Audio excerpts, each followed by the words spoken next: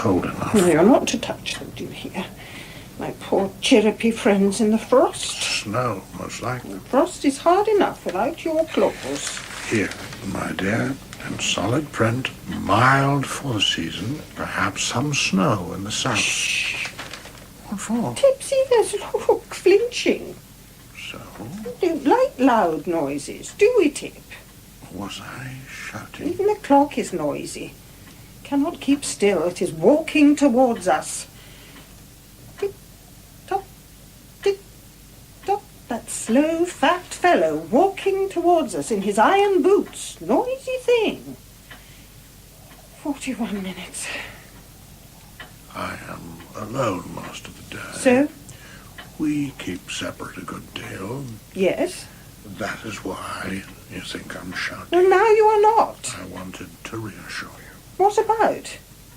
that there is not a ghost of a chance of frost. Not tonight. Oh, I know. I meant the week before last when it froze. The Christmas choir had icicles of spit hanging from their clarinets, and that pretty young lady in the furry cape pointed out to you how it was just the same. The same as what? As Dick Dewey says it wasn't under the greenwood tree, Mr. Hardy, when the clarinets froze. Michael Mayo, not Dick Dewey.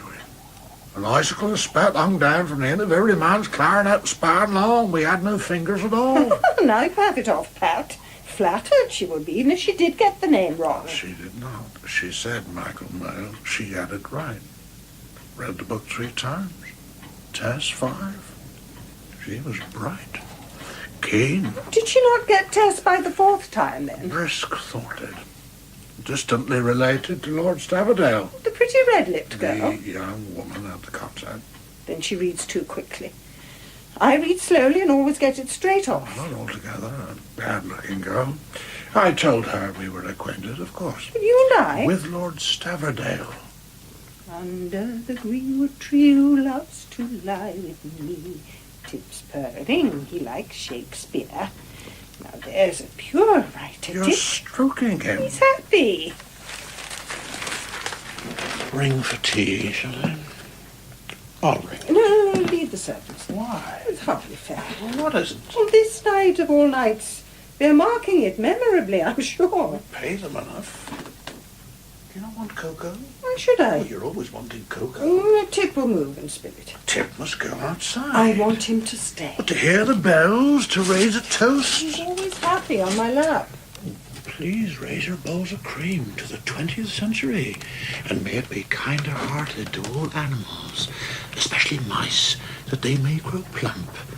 May the queer ways of my human housemates be humoured by us, as before. We're not so queer. Oh, we do. He's been inside all day, mostly in my study. That is because he fights with Croppy. You shut him in there. Croppy defies me. I have been inside all day. This afternoon I saw you in the garden on the top path with your little trowel.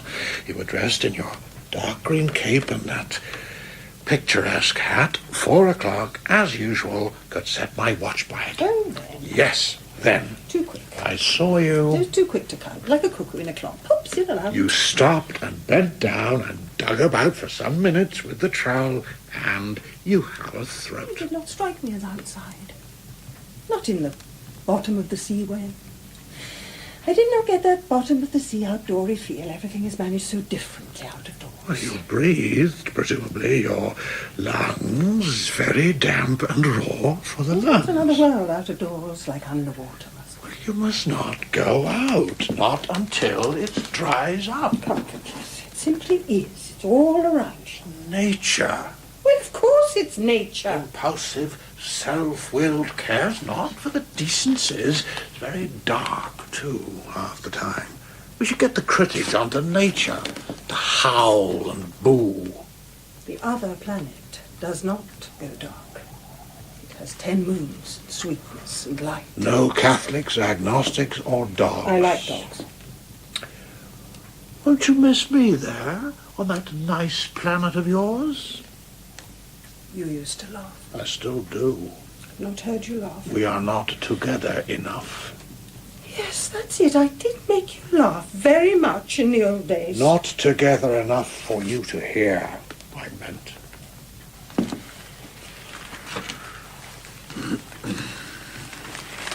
Whatever shall we do? Nothing. Nothing we can do. Life is a stiff physiological fact. It gets stiffer. No.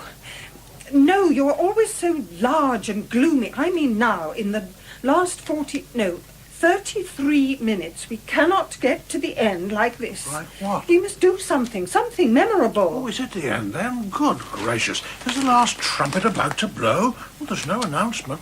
Not even in the late news. Here, you see, the late news is a blank. Perhaps that is a worrying sign. That blackness. Oh, papers are caught unawares. It is the society you keep in London. What is? The way you speak, all sharp and peppery and sarcastic. We must do something memorable. Bickering is not memorable. Neither is plunging into the newspaper. Bickering?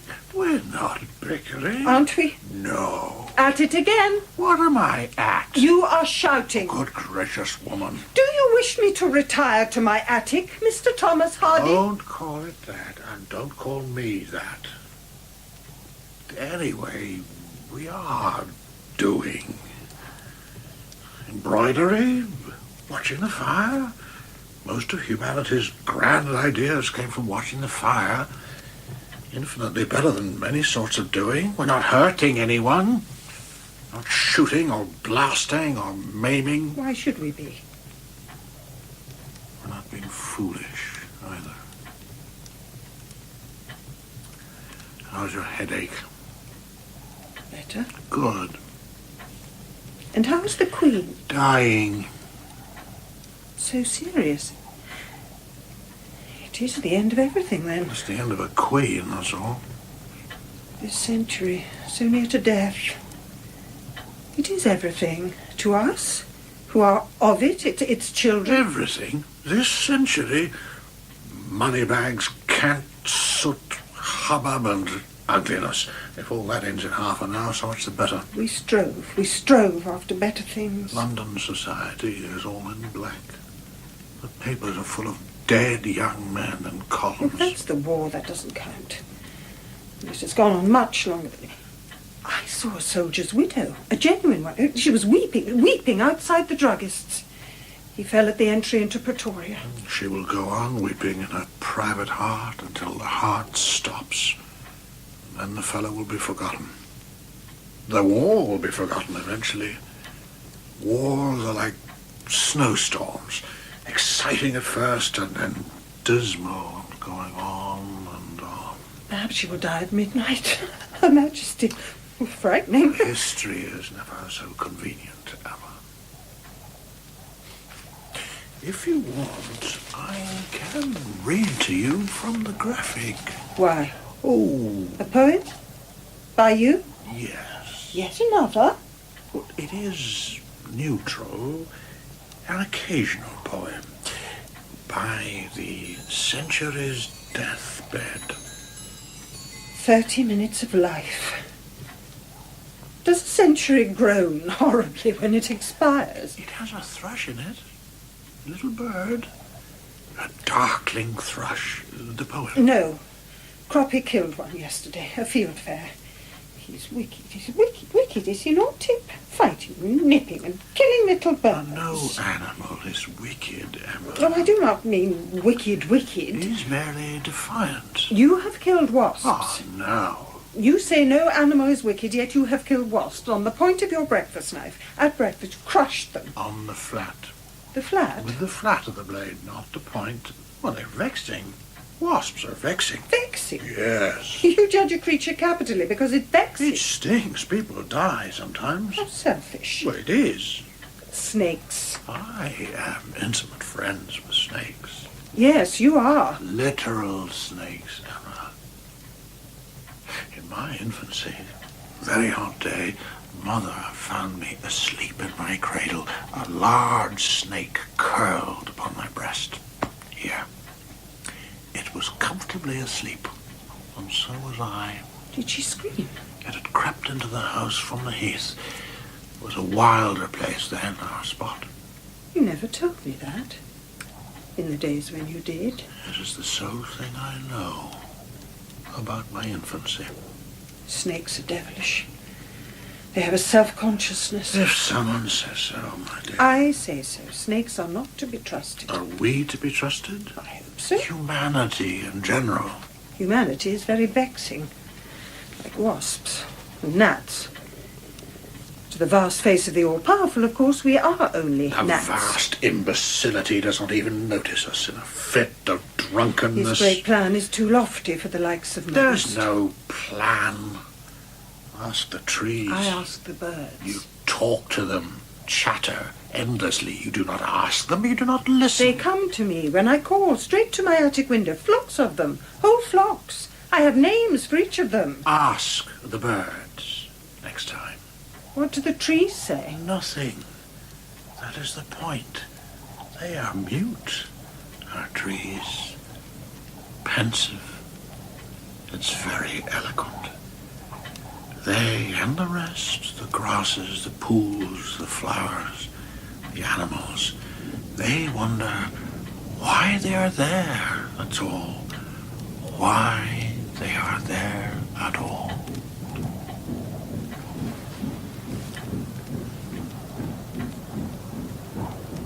Never stops for anything. It drops. It's a train. I only heard the wind. Cattle trucks, probably. This morning the train stopped as I was talking to James, and they were moaning. We heard them even that far. Heard them moaning in the cattle trucks. Well, it made no impression on young James. None whatsoever. None. Meat, that's all it is. Meat and money bags. A man's world. An ignorant world. Well, the ignorant are in the majority. And we must pretend to be ignorant, or be took as mad. Oh, no one takes you as mad. Not mad, dear. Oh, no.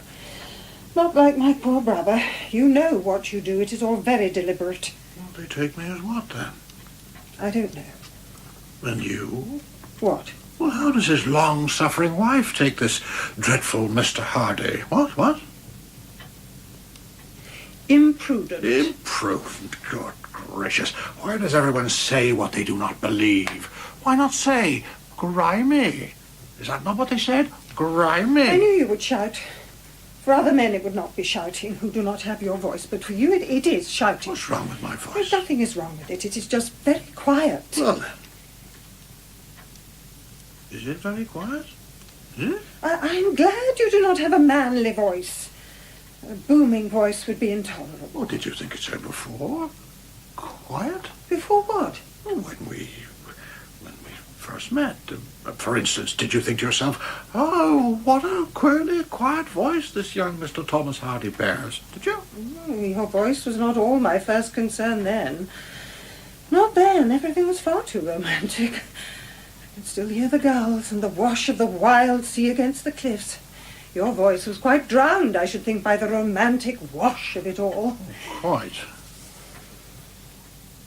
Have others remarked?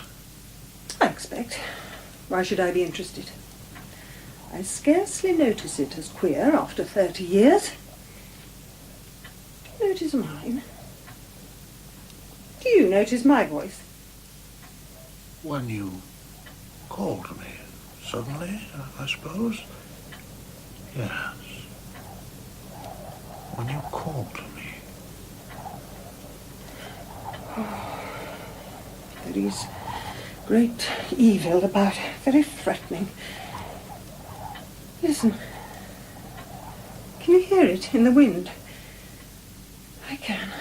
Good set on one side, evil on the other. Yes. Like cups to be drained to the dregs, the other's poison. That's why we slaughter each other in this scheduled manner. Make-believe, Emma. The liquids are mingled. The woman I saw, hanged when I was 16. Her again? Oh, should I forget her? Forget Martha Brown? Would you have me forget her? Even Martha Brown? Why not? Because that's how it ends.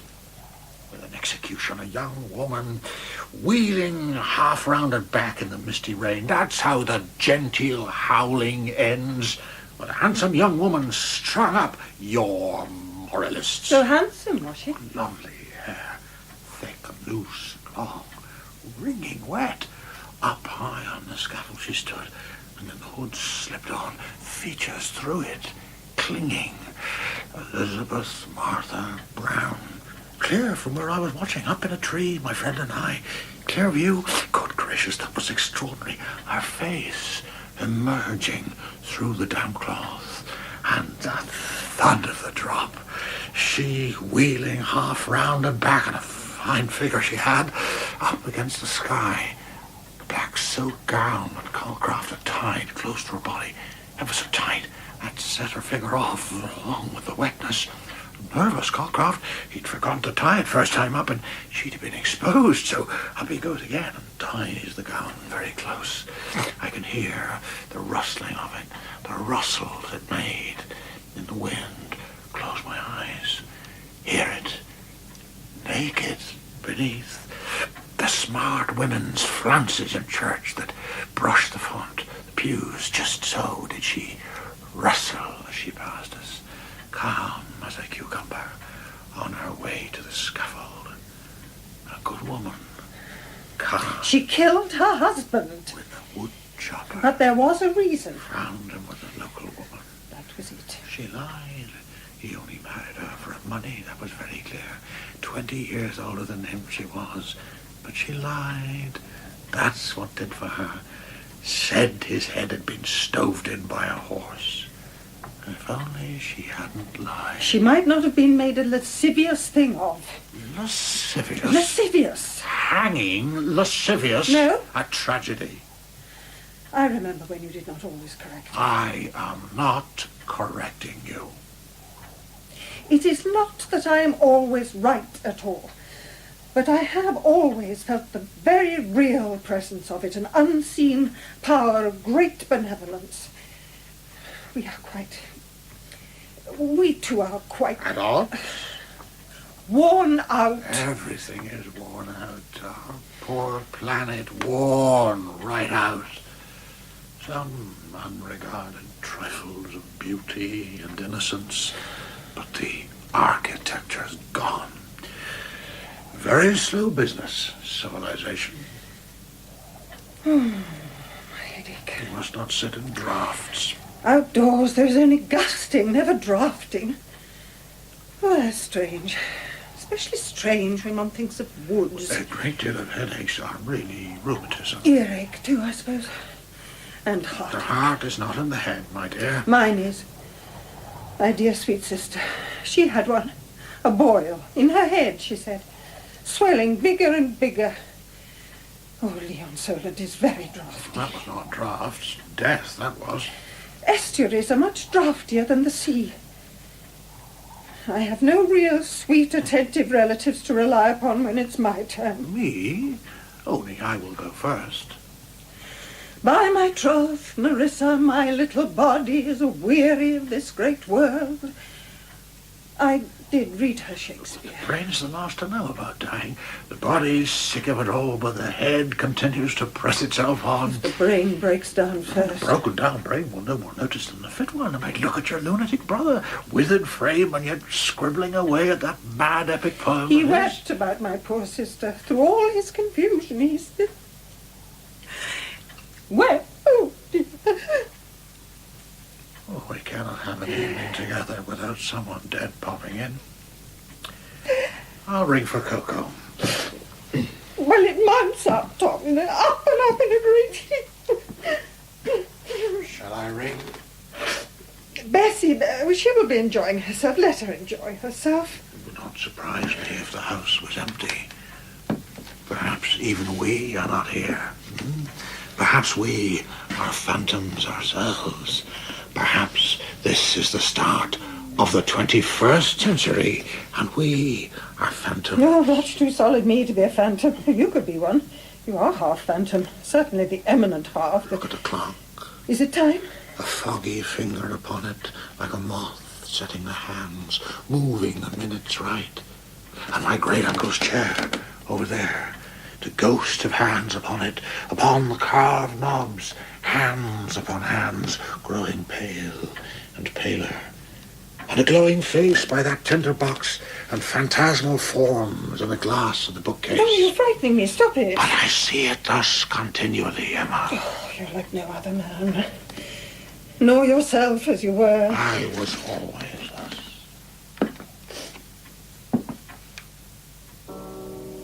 a strange house this will be in 100 years' time. No piano in Maxgate then, and yet the fellow here in AD 2000, he will one night hear a piano playing like an undertone from someone out of sight, and she cries, "Impossible! We are alone here through the night."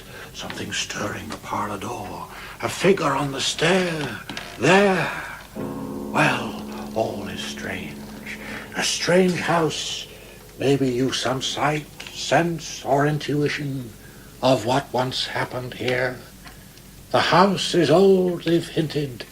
It once held 2 love thralls, and they may have imprinted their dreams on its walls.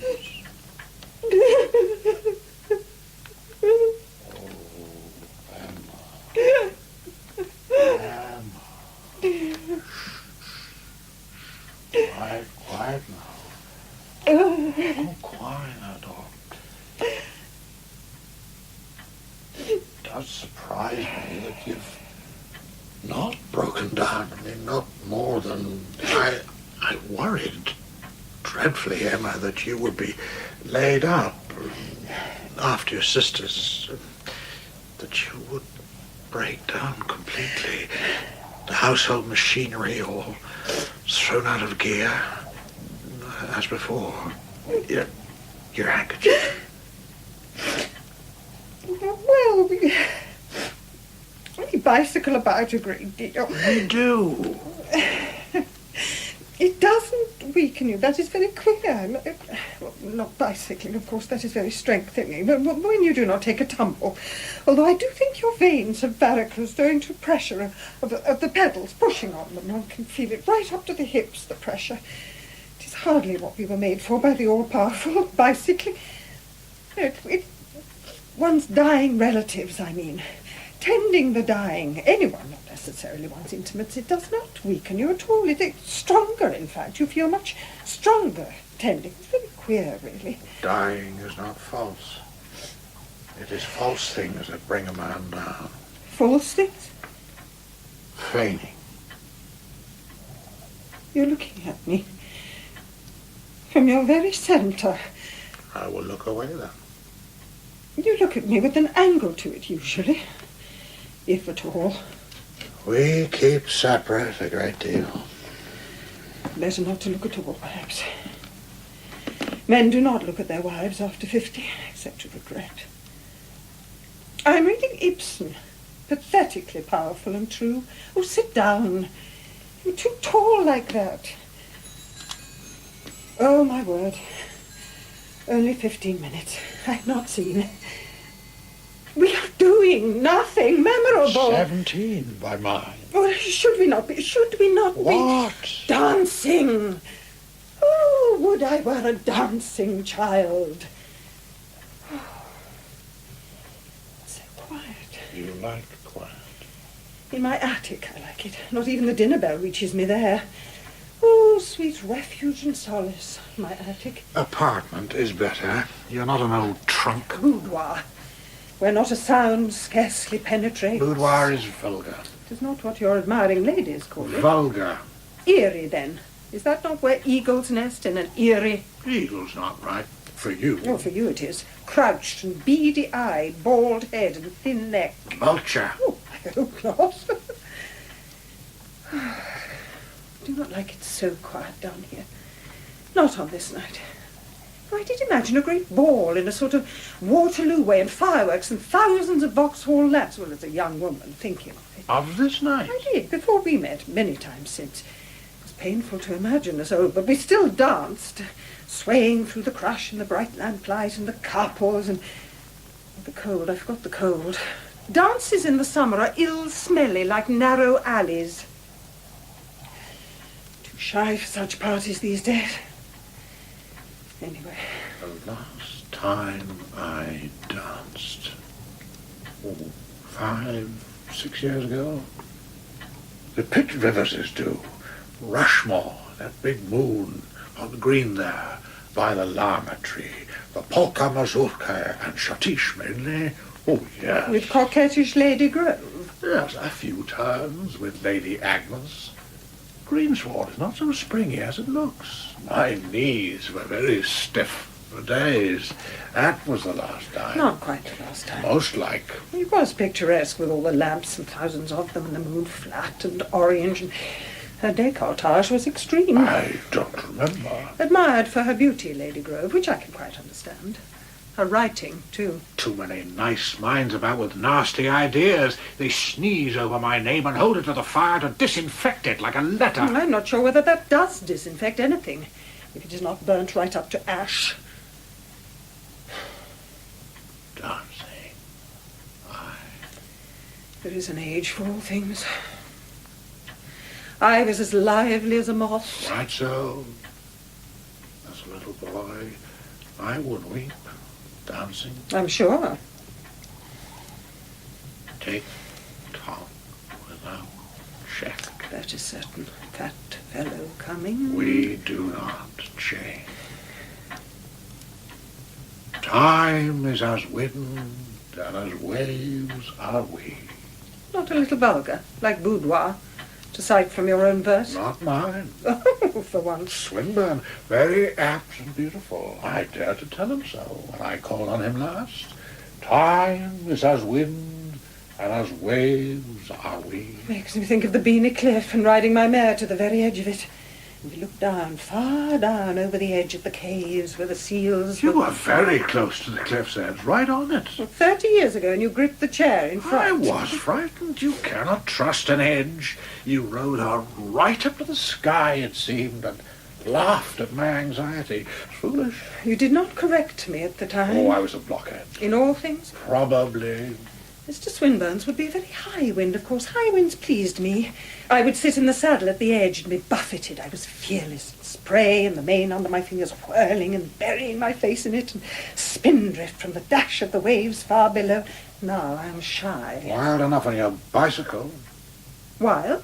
Folk have to scatter at the bottom of Dorchester Hill, your feet up in the air and your long green dress out behind and openly laughing. Oh, how degenerate. Dangerous. Not to You others. might fall again and do more than hurt your shoulder. Crack your head open, easily done. They object? They observe and spread it. As if that What? had made the difference, as if that... To what? To us in the county. What difference? My eminent partner does not see it. Too eminent, Mr. Thomas Hardy, the last 4 or 5 years. Alas, you do not Emma, we agreed. see... Agreed what? Yes, we did. Not to vex each other. I am not vexing you. I am pointing out. I am not allowed to. I'm not allowed to touch it. Jude has become greatly obscure, like a precious china ornament. When dusting, please blow, but do not touch. It is a book and has survived being dashed repeatedly against the wall by moralizing fools. Slime pits survive anything, surely.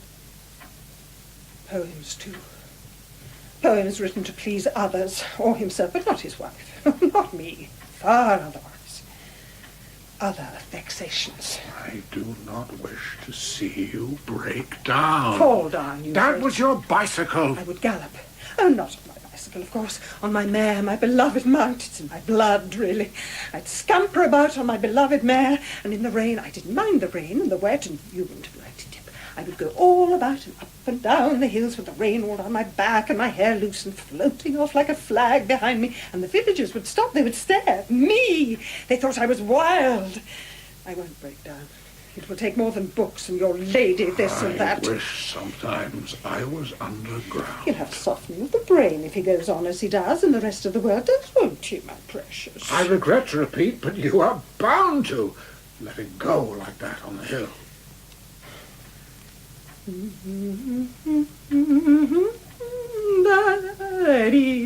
I feel my cold returning very thick behind the eyes. As soon as I am tired, it returns.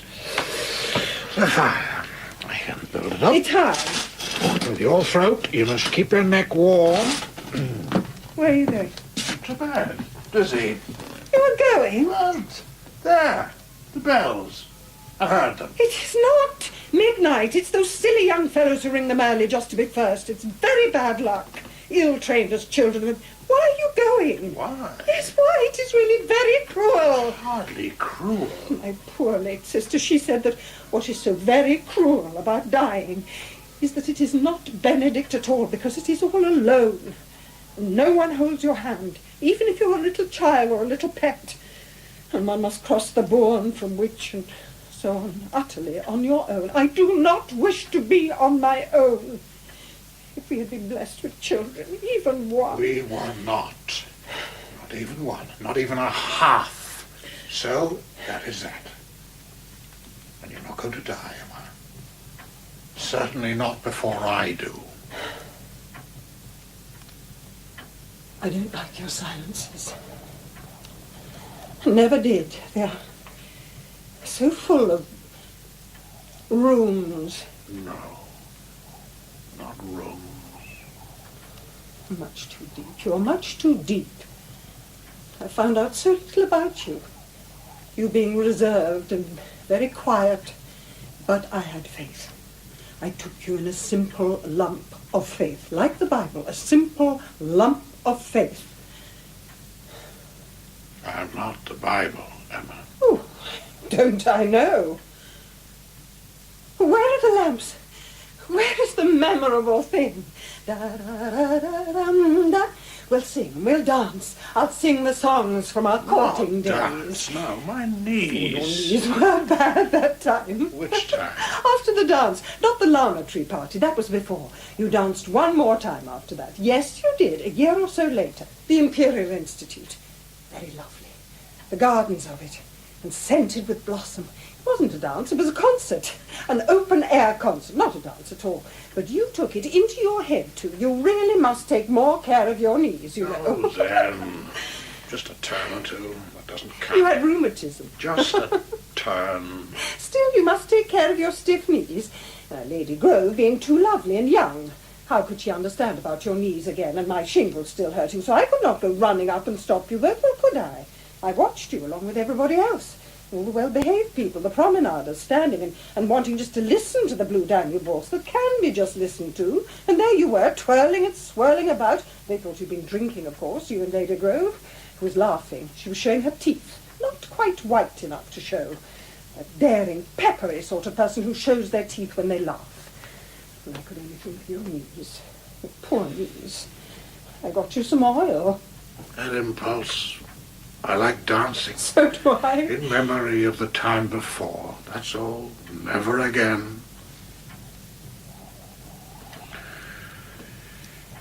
Cold. Away from the fire. Stairs are very cold. The whole house is cold. The fire in my room, it won't have been... I built a cold house.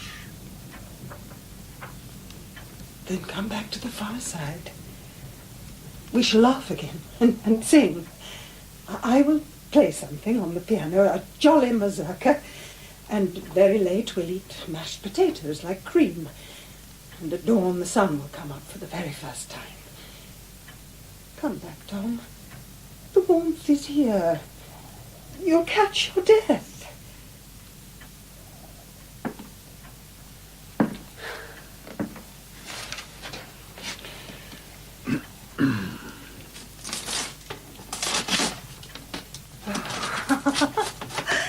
That is very encouraging.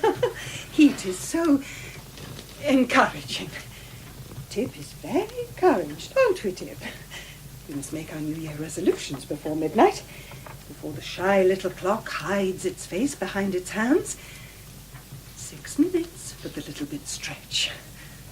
Our new century resolutions. Oh, that is very large, very vasty. What is that, Tip? Not to eat any more little helpless birds. Good. Have friends. That is not a resolution, that is a desire. A resolution. Same as wishing not to have enemies. Oh, there are enough Judites and admirers of your poems to quite swamp your enemies, I'd have thought. Do you feel swamped? I am not your enemy. No. A flower can wilt. A fire can die. We used to write every afternoon at the same desk. Do you remember? On our honeymoon in the hotels. You have never wilted Emma. And deep down is the soul with a pink glow on it, like early morning on the mountain. You nursed me into life once. Oh, my fault once more. Your duty. My devotion. Womanly devotion counts for little, certainly in a man's mind. And when he belongs to the public, they do all the devoting. Yes, your legs higher than your head, you're groaning and dictating chapters to me, so very fretful at the possibility of dying. Was I? Men should come with directions for use, like a bottle of sauce. 5 minutes, but it may be slow. Well, this 19th century has been a terrible failure, really. Yet I shall miss it. A pet that has passed on. It was our century, after all. And so will this one be, Emma. Oh, it will be like clothes that are too young for one. Then it will suit you, my dear. One thing's certain. What about? This brand new 20th century. Oh, yes. War. That we shall both die in it. And science. More science than war, perhaps. The old battle god, he must be fading. I think after this slaughter he'll fade. Our bloodlust is not what it was, I think. I think there is too much reason about international... Of men hunting on New Year's Day, you hear the horns. Even then they hunt. Savages, it will not last. The higher portion of our brain shall prevail over self-interest and money bags and the lust for blood, which is the lower bestial portion. There, you are being hopeful. Some blessed hope whereof he knew, and I was unaware. Who knew? A blast beruffled thrush. Grey frost everywhere. Desolation. Surely not Swinburne's. Mine. The lines in the graphic. You're always sneaking them in. So thoroughly miserable. The thrush sings, despite the frost. Much too warm for frost, my dear. I wrote it last year. I meant last year, really. I haven't been to the coppice gate for months. And the thrush sings over the corpse. It does. Oh, it cannot be miserable. Or does the thrush die from the cold? I'm sure you have it dying, all stiff and tidy and unnoticed. I'll read it. I do not wish to hear it. I suppose it does die. Living things are always dying of hunger and cold in your books. Or getting hung. Oh, not just young ladies, either little children. Even little children. It gives me dyspepsia just thinking about it. It is almost mad. You approved once. You have to have morality. Otherwise we would all be disgusting. Or many more of us would be disgusting. Not just a few, Tom. We were much to each other, weren't we? What has that to do with it? Will you ever read it at some moment in my poem? Look, 3 minutes of life left. Then the death rattle on the stroke of midnight. And there will be a new life. Darkness and light, and then again darkness, and then again light, rolling on regardless of anything we humans. Oh, Tom, you used to dance. You used to dance. Well, we both did. We both danced. We did. We did both dance and race each other along the cliffs. Aye, we did. You were very thin and undersized. But nevertheless, you let me have you. Do not be vulgar, Tom. You were very lovely and fair-skinned, and yes, very wild. I was never very wild. I was fearless, but I was quite refined. You were wild. You laughed and were wild on the cliffs. You were never miserable. You sang. We both sang. And now we don't sing. Now I am an ivy wife. I smother your full-boughed tree. That poem is a fiction. A fiction? Would others have known that? In new affection next I strove to cull an ash I saw, and he in turn received my love, till with my soft green claw I cramped and bound him as I wove. Such was my love, ha-ha! You have it off pat. I cannot rise to regret any more.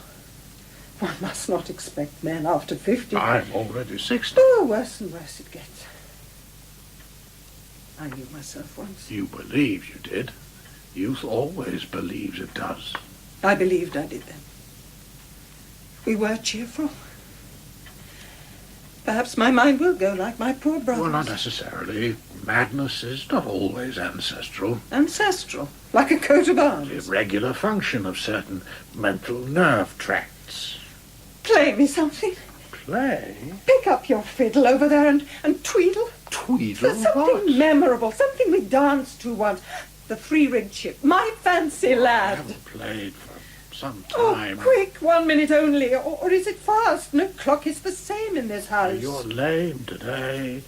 I saw it in the garden. You limp. There must not be any silence. I am afraid of silence. It is too desolate. It is interesting. It is deathly, Tom. Fat fellow.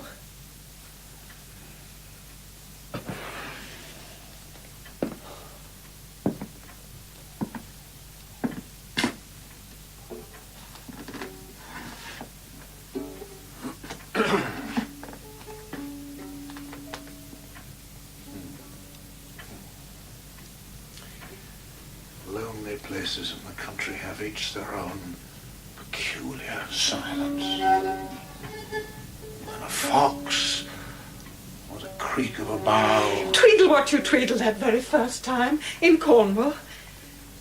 Wow. Or I might break down.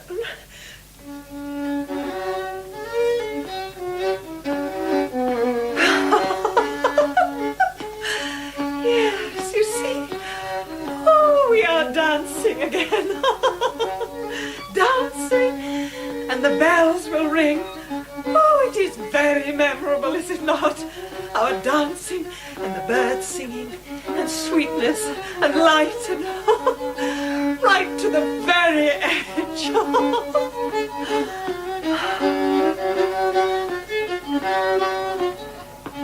Why have you stopped, Tom? The bells.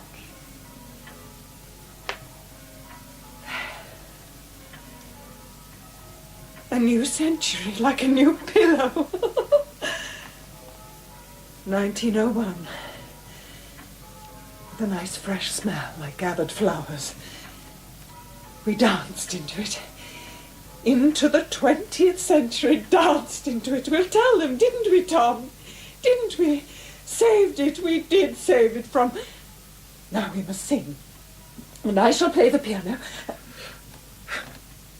You're weeping. Oh, why are you weeping? You never weep. I would weep when I danced as a little boy in the cottage in front of the chimney nook as my father played his tunes until his arm ached. And I would dance on to hide my weeping in the bright firelight, to hide it from Mother and the others. Why did you weep when you were happy? The music made me weep then. I could not help it. I wondered at it, but I could not help it, so I danced on to conceal it. And now? Is it the music now? Is it? Is it, Tom? Is it the music now?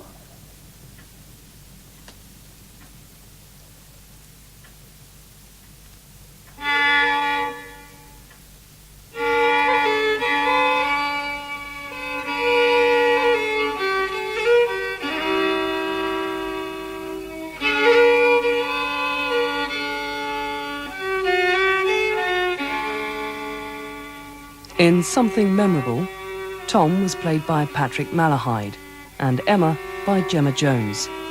The music was performed by Chris Wood. Something Memorable was written by Adam Thorpe and the producer was Rob Ketteridge.